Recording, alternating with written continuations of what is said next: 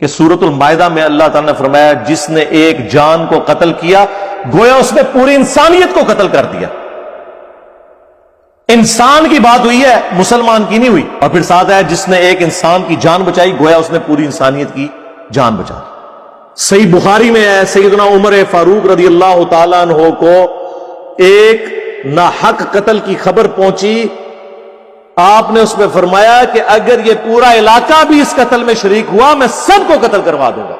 اور اس کو سپورٹیو اور روایت ہے، اگرچہ اس کی سند کمزور ہے لیکن اس بخاری کی حدیث کی وجہ سے میں اس حدیث کو صحیح سمجھتا ہوں جو جامعہ ترمذی میں موجود ہے کہ اگر زمین و آسمان کی ساری مخلوقات مل کے ایک مسلمان کو قتل کر دیں یا ایک انسان کو قتل کر دیں، اللہ اس چیز کی پرواہ نہیں کرے گا. اللہ تعالیٰ پوری کائنات کو جہنم میں پھینک دے گا.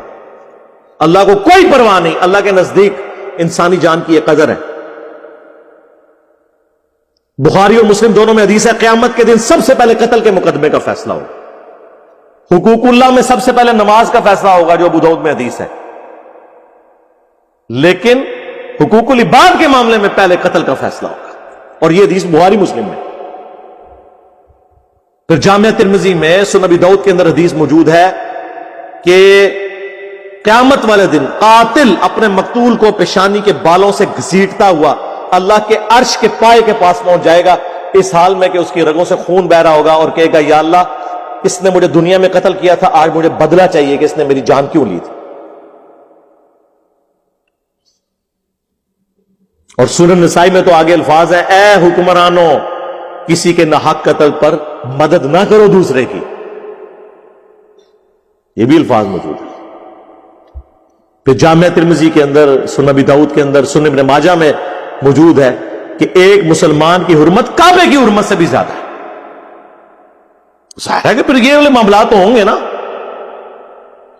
سنن ابی داؤد میں حدیث ہے کہ یا اللہ قیامت کے دن شرک کو معاف نہیں کرے گا یا کسی مومن کے قتل ناحق کو معاف نہیں کرے گا.